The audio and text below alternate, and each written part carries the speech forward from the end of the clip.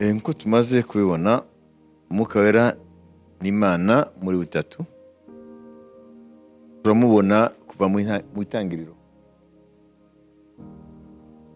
Usomye igitabo cy'itangiriro uramubona mbere na mbere Imana yaremye mu ijuru n'isi, yari ubusa busa, yafite ishusho. Amen. Uzi umwijima, umwuka wera yagenaga hejuru y'amazi. Urumva umwuka wera aravugwaho. Amen. Dusomye itangiriro cya mbere umurongo wa mbere uza kuri mu gatatu. Ubona ko umwuka avugwa mu gitabo cy'itangiriro. Mbere na mbere Imana yaremye ijuru n'isi. Isi yari itagira ishusho, yariho ubusa busa, umwijima wari hejuru y'umuhengeri. Maze umwuka w'Imana yagendagendaga hejuru y'amazi. Imana iravuga iti habeho umucyo, umucyo ubaho. Amen. Urabona iyo mirongo tumaze gusoma ubwayo, urabona Imana muri butatu. Turabona Imana, turabona Jambo, turabona umwuka. Kuvuga ngo Imana imwe rukumbi muri butatu niyo yaremye byose. Urabona Yohana igice cya mbere umurongo wa mbere, Yesu yitwa Jambo. Urabona mu itangiriro rimwe turabona igice cya mbere umurongo wa mbere gusa gatatu turabona Jambo. Kuvuga ngo umwuka wera ni Imana. Niba rero turi bwige kubyerekeye kuyoborwa n'umwuka wera, ntidukwiye kuyoborwa ko ari Imana turavuga. Amen. Ni Imana ubwayo. Ni Imana ubwayo. Bari kuvuga ngo c'est une partie de Dieu. Ntabwo ari igice kimwe cy'Imana. Ni Imana ubwayo. Iyo umwuka avuga nk'Imana ubwayo. Turaza kubibona. Nufata ibyakozwe mu 13. Igihe yatoraniraga Sawuli na Barunaba. Umurongo wa 4. Bumve ko avuga nkande. Turebe avuga nkande. Mu itorero ryo muri Antiyokiya hariho abahanuzi n'abigisha, aribo Barinaba na Simoni witwaga Negero, na Lukiyosi w'umunyakurene, na Manayeni wareranwe n'umwami Herode. Hariho na Sawuli. Ubwo basengaga umwami Imana biriza ubusa, umwuka wera yarababwiye ati mundobanurire Barinaba na Sawuli, bankorera umurimo mbahamagariye gukora. Nuko bamaze kwiriza ubusa no gusenga, bahera ko babarambikaho ibiganza barabohereza. Amen. Umwuka yavuze gute subiramo? Umwuka yavuze gute? Ndobanurire. Mundobanurire Barinaba na Sawuli, bankorera umurimo mbahamagariye gukora. Uwo ninde? Umwuka wera. None se wumva ari iki? Avuze nkande? Imana. Yabibise. Uvuga ngo rero nimba rero tuza kwiga uko umwuka wera ayobora umuntu, byo kumenya ko dufite afere n'Imana nzima. Imana ubwayo yaremye ijuru n'isi. Umwami turagushima uyu mwanya duhaye. Turi mu bihe bya confusion nyinshi. Turi mu bihe abantu benshi bavuga Imana, ariko benshi bakaba bayoborwa n'imyuka iyobya, ko batagumye mu ijambo rya Kristo. Umwuka wera uri muri twe. Ubizeye Imana nk'uko ijambo ryawe ryavuze, bari mu Mana Data, mu Mwana n'Umwuka wera. Dufungura ubwenge Mwuka wera kugira ngo dutahure ijambo ry'Imana, utwinjize mu bwiru ubwami bw'Imana. Kuko iby'Imana bitahurwa mu buryo bw'umwuka, kandi nta wundi wabidutahuza atari we Umwuka wera. Urakoze ubwenge bwacu nibutume tuyoba. Duhe imitima iciye bugufi kugira ngo twigishwe nawe, kandi twakire ibyawe mu buryo bw'umwuka, nitubyakire mu buryo bw'ubwenge bw'inyama n'amaraso. Uravuze Mwami Yesu, Umwuka wera naza le consolateur, uduhumuriza, azatuyobora mu kuri kose, aza twibutsa n'ijambo wavuze, ndetse azatumenyesha n'ibyenda kubaho, byaba ubuhanuzi yahishuwe muri Bibiliya yazaga binyuze mu ntumwa n'abahanuzi bawe, yaba no mu buzima turimo twebwe muri iki gihe cyacu. Kandi umwuka wera w'ab'isi bashobora kumwakira ko ntibamubona ntibanamuzi, ariko twebwe ngo azaba muri twe, kandi azaba muri twe iteka ryose. Urakoze umwuka wera, ndasenge buri muntu wese yari arumva n'uzumva iri jambo ryawe, kugira ngo asobanukirwe, ave mu binyoma bya Satani, amenye ko umuntu ashobora kwishuka ngo afite Imana kandi ntayafite. Mu izina rya Yesu Kristo, imyuka y'umwijima, imyuka y'ibinyoma, imyuka antikristo, tous les esprits séducteurs du monde des ténèbres, imyuka yose iyobya, mu izina rya Yesu ive ku bana b'Imana b'ukuri, ive ku itorero ryawe, mu izina rya Kristo Yesu, amen. Amen.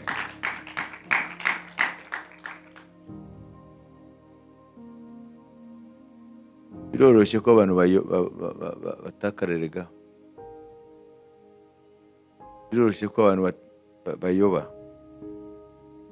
Uyu munsi rero dufite ubuyobye bwinshi de mensonge, dufite imyuka iyobya myinshi twamaze kuyisoma mu bijyanye n'imyizerere, mu bijyanye na Bibiliya. Kandi mumenye, nta muntu azabwira Imana ngo yewe ngo nari mfite ubushake ariko ngo nahuye baranyobya ndatakara. Yesu yaravuze ngo impumyi niyobora iyindi mpumyi, bombi bazagwa mu mwobo. Uwo mwobo rero urimo umuriro utazima, ushobora kuwujyamo, kandi wowe wahaye amatwi n'umutima wawe wateka mutwe bakuyobya. Donc ntabwo ufite excuse wowe, ntabwo uvuga ngo ngo ni kanaka, ngo jewe ngo nari muto mu gakiza, ngo yarakuze. Ekada, ça ne tient pas debout. Amen. Alléluia. Murazi impamvu ariko bita les facultés innées. Hari ibintu Imana yaduhaye tuvukana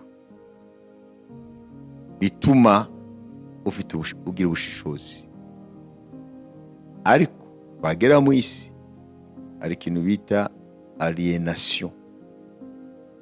Iyo jambo être aliéné, ukamburwa n'Imana yakuremanye, ibikore ko bikwiye gukora, ukamburwa discernement, ukamburwa ubushishozi.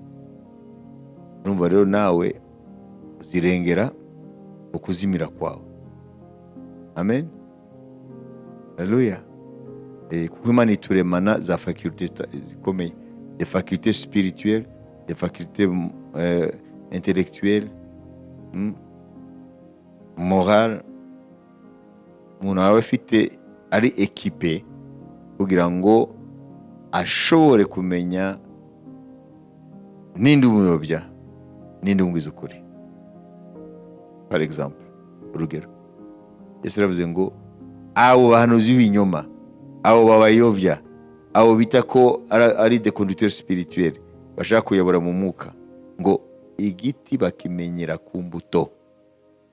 Vuga ngo mukwiye kubarebera ubuzima bwabo, ko ntibashobora kwiyorobeka imyaka n'imyaka. Imana irabagaragaza amaherezo. Rero wowe ukwiye kureba no ku mbuto zabo bita abakozi Imana. Hanyuma utira la conclusion, noneho ugafata imyanzuro. Urumva rero ko umuntu rero niba muyobya nawe afite pas responsabilité, nawe afite uruhare. Birumvikana?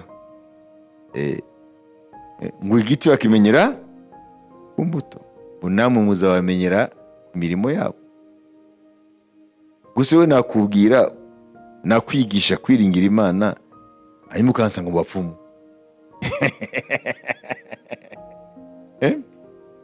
Kandi ugakomeza kunkurikira.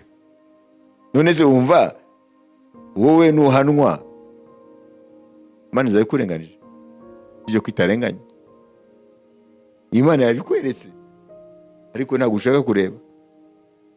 Umuntu aza kwigisha kwizera, wareba mu buzima bwe ntabwo apratika kwizera. Wareba mu buzima bwe ntabwo abeshwaho no kwizera. Aza kwigisha kwizera, ariko ubuzima bwe ntabwo yizera. Si wowe wumva nukomeza gukurikira uwo muntu ufite ikibazo wowe? Muzabamenyera ku mbuto z'ubuzima bwabo. Ku cyumweru twavuze iki? Ngo ese abo mu bana bakuryaho imbuto z'ubwami? Twabivuze ku cyumweru. Nabonye ko bose bahise bakonja. Dumwe la majorité. Ko basanze ko atari byo. Basanze ko mu rugo ntabwo imbuto bazibona. Imvuga bose, ndavuga benshi. Ya kibazo kirakomeye, iyo twarangirijeho. Ese wawe bakuryaho imbuto z'ubwami? Bavuze ko wabashonjesheje, wabishije inzara. Bagushakaho ukuri, bakasangana ibinyoma. Bagushakaho kwihangana, bakasangana kugira. Bagushakaho gutinya Imana, ntabyo babona. Bagushakaho ubugwa neza, ni amahane gusa. Bagushakaho kuba umunyamasengesho, hekada. Bagushakaho ubwenge bw'Imana, ahubwo ntabyo. Bagushakaho amahoro, kuba umunyamahoro. Bagasanga uri umuntu udurumbanya, uteza akavuyo hose. Bagushakaho icyo bita boldness, audace, ubushizi bw'amanga. Bagasanga igikoma cyose ujya munsi y'uburiri, ahubwo ukohereza umugore n'abana ngo bajye kurunguruka.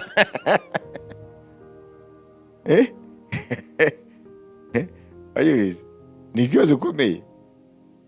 Ziriya mbuto zose twasomye Abagalatiya 5:22 bazishaka bakazibura. None urashaka kuvuga ko hari ikintu umariye ubwami bw'Imana? Vuga ngo wowe uriyitirira ibintu utarimo, wita umukozi w'Imana ariko ntawe, kuko ngo bazatumenyera ku mbuto. Nimba imbaga rero ikuri inyuma, nuko nyine muri iki gihe abantu bashaka ukuri bishakira ubabeshya. Ntabwo n'ubundi burwayi bwa societe igihe cy'iherezo. Kuko isi ngo yanze ukuri, yemeka ikinyoma. Ngo isi kunda abayo. Ngo jewe nuko ntari isi, namwe abanjye ntago muri abisi. Isi nizabakunda.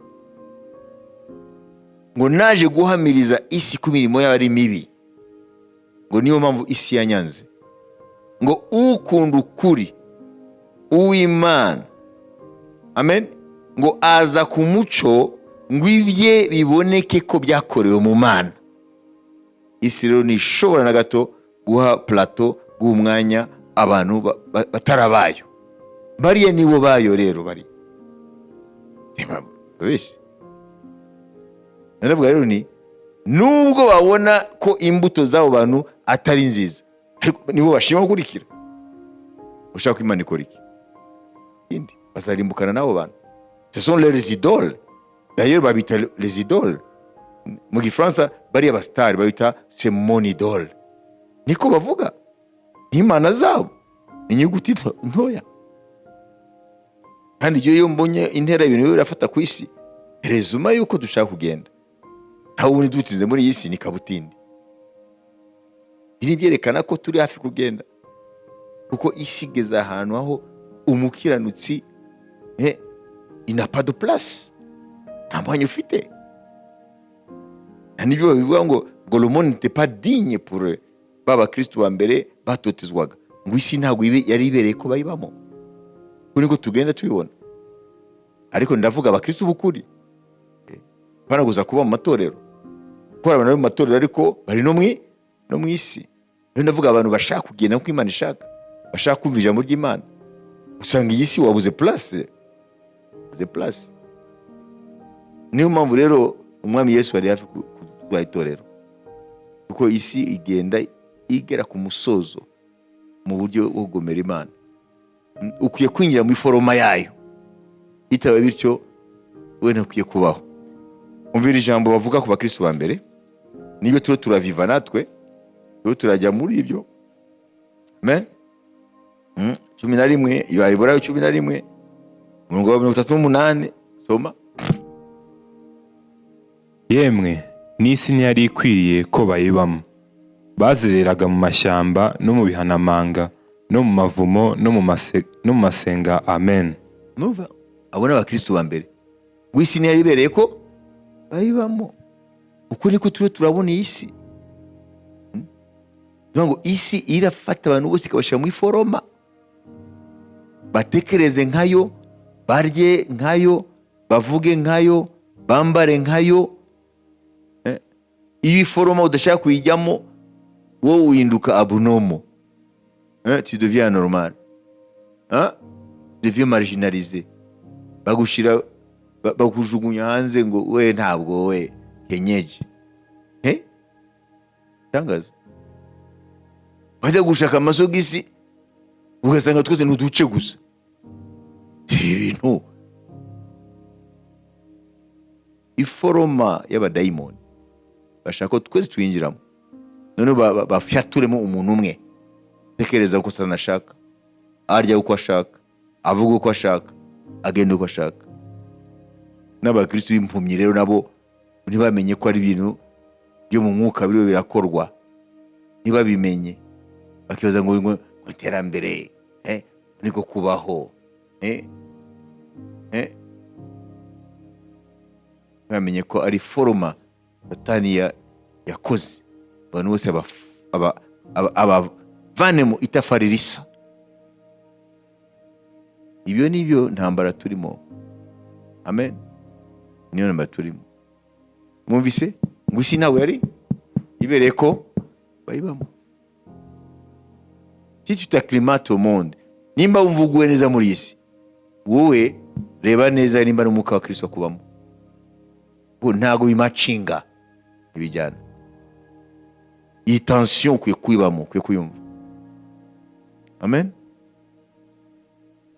Wowe uracyatekereza gutyo, isi yaragusize, ujya mubyumva se? Isi yaradusize, idusiga ijyahe? Ijya kurimbuka. Abo bavuga ukuri, iradusiga ijya kurimbuka, kubera ko iragenda ijya kurimbuka.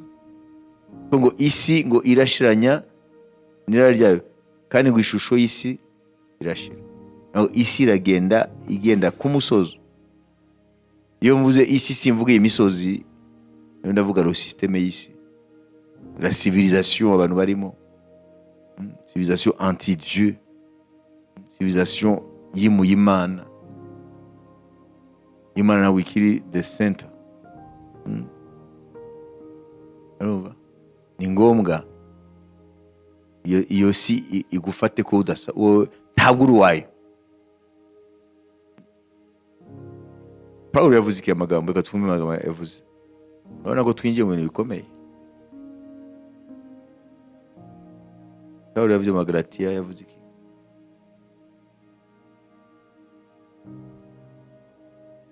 Bitandatu.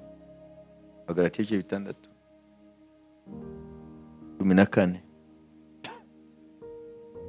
Ariko njyeweho sinyiratana ikindi, keretse umusaraba w'umwami wacu Yesu Kristo wateye ko iby'isi bimbera nk'ibibambwe, nanjye nkabera iby'isi nk'ubambwe. Amen. Voilà. Intumwa Pawulo yabivuga, umuntu azagendera mu bitekerezo by'umwami Yesu, kingdom mindset, nagenda mu bitekerezo y'ubwami, ngo isi izamufata nk'uwabambwe, nawe azaba yaribambye.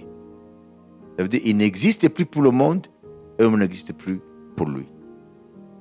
Abisi, isi izagufata nk'uwabambwe, nawe ukaba warayibambye kera.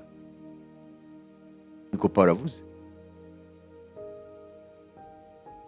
Ese abantu benshi barabambye isi, abitirwa ngo n'abakristo? No. Isi barimo ni nzima, ari bo isi nibayibambye nayo ntigeze babamba, kuko irabarokonesa nk'abayo, irabemera. Ngiyo rero intambara y'abera rero bakwiye kurwana. Ntago yoroshye, je vous préviens, ntabwo yoroshye. Bamwe ntibigeze banayitangira, ahubwo ntabwo yoroshye. Kugira umwuka wa Kristo ni kimwe,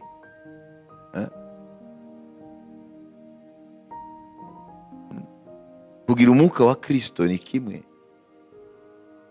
no kuba umukristo w'isi ni ikindi. Ni ukuvuga ngo kuba umukristo nuko uba uyobowe n'umwuka wa Kristo. None se umwuka wa Kristo umeze gute? N'umwanzi w'isi. Ako nimba ucudika n'isi, uri w'isi nyine. Mihango y'isi ni ubamo, mitekerereze y'isi ni ubamo, migenzo y'isi ni ubamo. Il n'y a pas de différence. Gitandukanye nuko gusa ubarizwa mu itorero, ariko uri mu isi, ugenda nkayo, utekereza nkayo, uvuga nkayo, urarikira nkayo. Wowe ntabwo Satani umuteye ikibazo. Biriya tumaze iminsi tubigisha kingdom mindset, sinzi ko mubyumva mwebwe. Biriya ni ibintu bikomeye. Amen. Kingdom mindset, itekereze y'ubwami. Tugaruke ku mwuka wera mbere yuko dufata iminota 10 yo gusenga. Umwuka wera twabonye ko ni Imana muri butatu. Uvuga ngo nimba ari Imana nta gitangiriro nawe ni herezo. Rero Yesu yavuze ko umwuka wera azaza atuyobore, tugenane nawe atuyobore. Nimba ari Imana rero kugira ngo tugene nawe atuyobore, birasaba igihe kirekire kugira ngo wige kugendana n'umwuka wera, wumve niki ashaka mu buzima bwawe, wumve ubushake bwe nubuhe muri situation, wumve icyo yanga n'icyo akunda. Baratubwira mu Efeso 4:30 ngo nimugateza agahinda umwuka wera w'Imana, mwashiriwe ikimenyetso cyo ku munsi wo gucungurwa. Urumva ko umwuka wera agira agahinda, nakuyobora ukanga, nakubuza ibi wewe nubyemere. Kuvuga ngo umwuka wera umuteza agahinda. Ayo maze n'umuteza agahinda kenshi agira gute amaherezo arakureka. Oyibise tumereye mu Efeso 4:30 ngo nimugateza agahinda umwuka wera w'Imana, kandi ntimuteze agahinda umwuka wera w'Imana wabashyiriyeho kuba ikimenyetso kugeza ku munsi wo gucungurwa. Amen. Aha hari ukuri mukwiye kumenya. Kuko hari abantu benshi mu matorero kubera kutigishwa bafata umwuka wera mu ruhande gusa rw'imbaraga, comme si le Saint-Esprit était seulement une puissance, nk'uko umwuka wera yaba imbaraga. Oya, imbaraga ntabwo zigira agahinda, nta santima zigira. Ubwo siriya miyaga Gaterina yaje igaterura imigi ikica abantu, yararakaye, yarababaye, yigeze igagenda ko yisha abantu? cyangwa ibigambeho. No. Iyi myuzure ijya itwara amazu n'abantu bakabatwara n'inka n'ibiki, mwigeze wumva ivuga ati rwose ndakabije? Kubera iki? Kubera iki? Kubera yuko, amen, ce sont des forces de la nature, ni ibintu byaremwe, ntabwo bifite amarangamutima. Ariko Umwuka Wera ngo nitumuteza agahinda. Yes, Umwuka Wera ni Almighty God, ni Imana y'ubushobozi, afite imbaraga kuko yararemye, ariko kandi akaba ari une personne. Myandike, kuba umuntu si uko uba ufite umubiri gusa. Umuntu agizwe n'ibintu bitatu. Iyo yavuze urumva mu Kinyarwanda ntabwo twabigira. Une personne, une personne.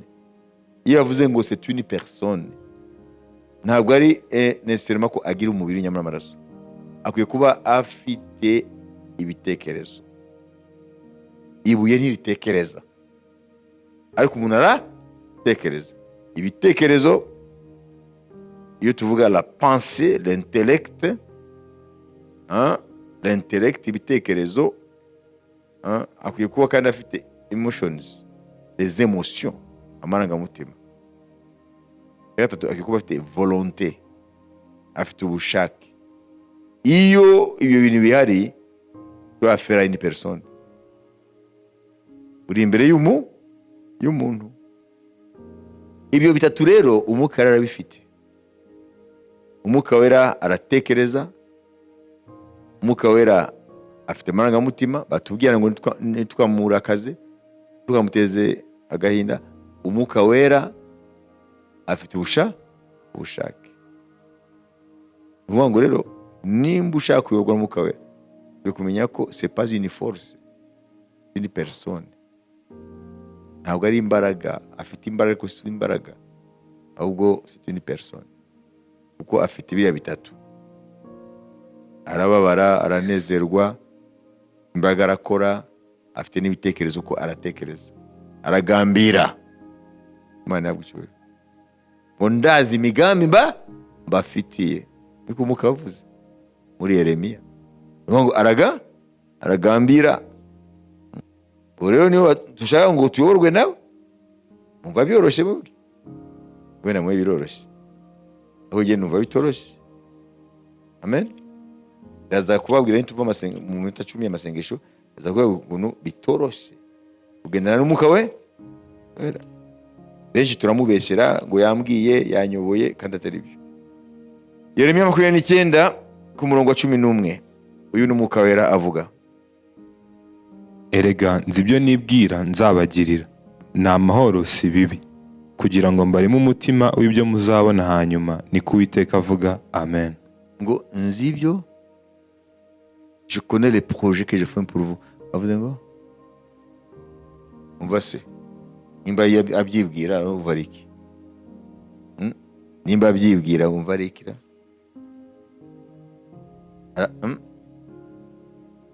Atekereza. Amen. Dibyo yibwira, reka aratekereza, arapanga. Haleluya. Arapanga.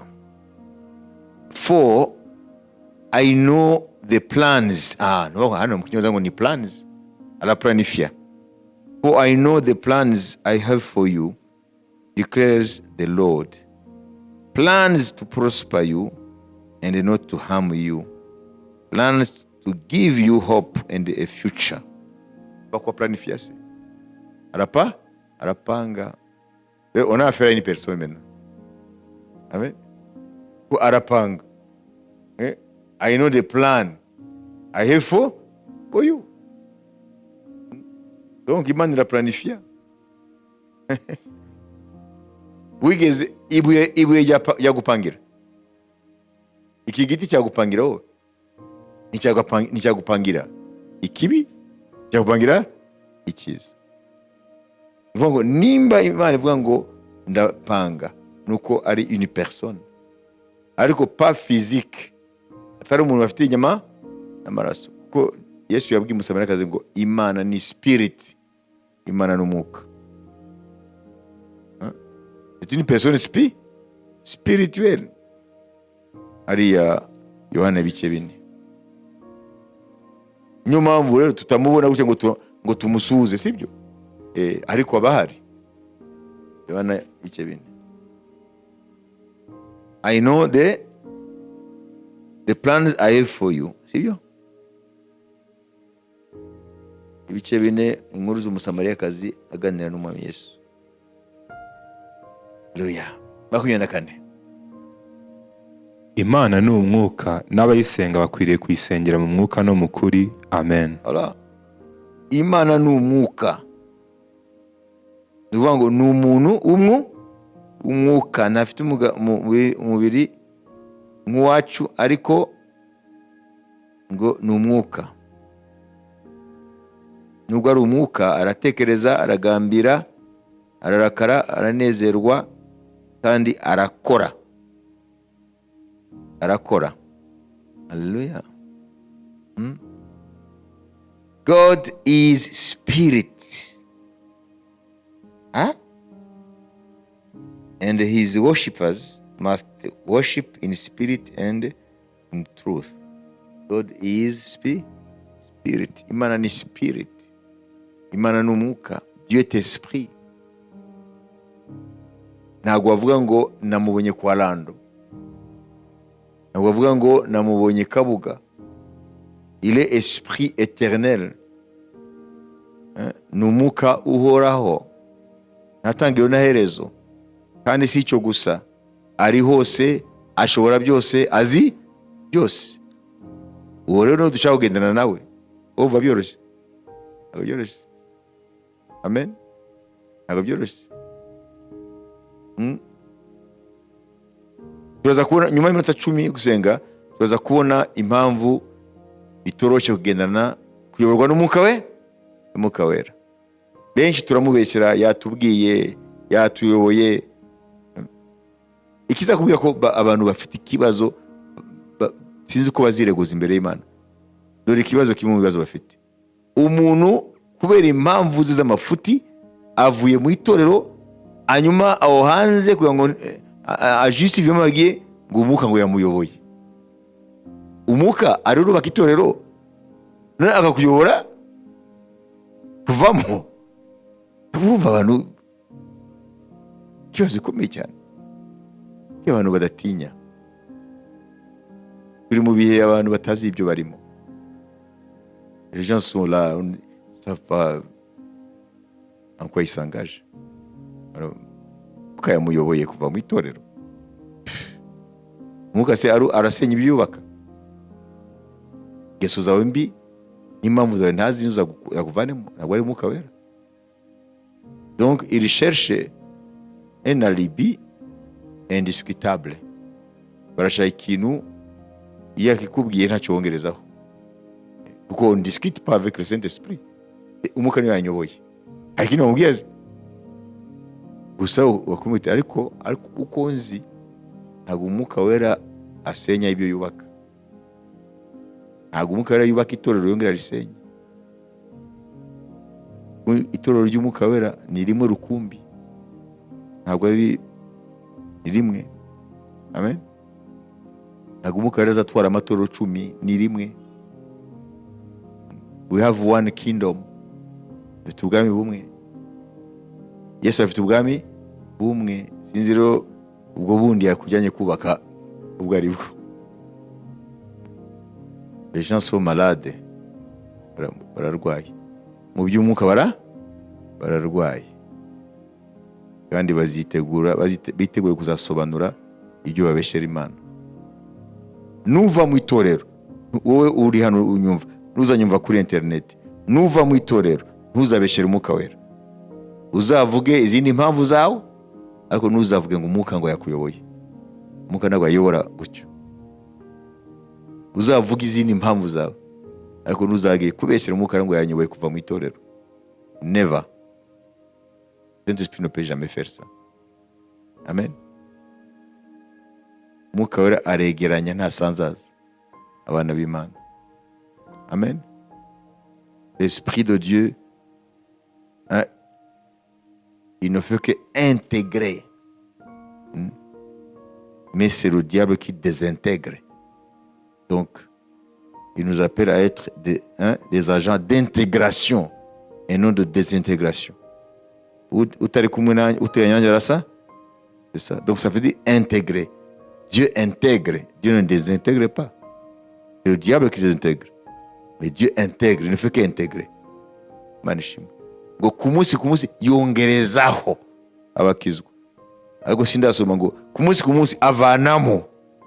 Bize mu byo bintu. Nese abo bantu bari mu biki? Ils sont en train de jouer quel jeu? Bari mu biki abo bantu? Ngo kumunsi yo yongereza abakizwa.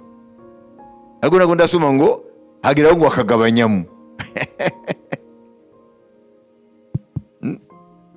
People are not serious. Wayuzi? Reka dusome iyo jambo. Ibyakozwe n'intumwa. Kubarabeshyera Imana ku manywa na nijoro. Bakibaza ko nta ngaruka bizagira. Imana ntabwo ikihutira ngo irahana, ariko urinduranizaho amakara azagutwika kuri uwo munsi. Amen. Ibyakozwe n'intumwa ibice 2:27. Bahimbaza Imana bashimwa n'abantu bose, kandi uko bukeye umwami Imana ikabongerera abakizwa. Amen. Irongereraho. Imana ishaka mu itorero urimo ikongerereho abavandimwe bashya. Amen. Nawe uragenda kuvuga ngo umugari yawe kuyoboye ngo uve mu itorero. Bongo yako. Fata iminota 10 dusengere. Buri jambo tugenda twiga turisengereho.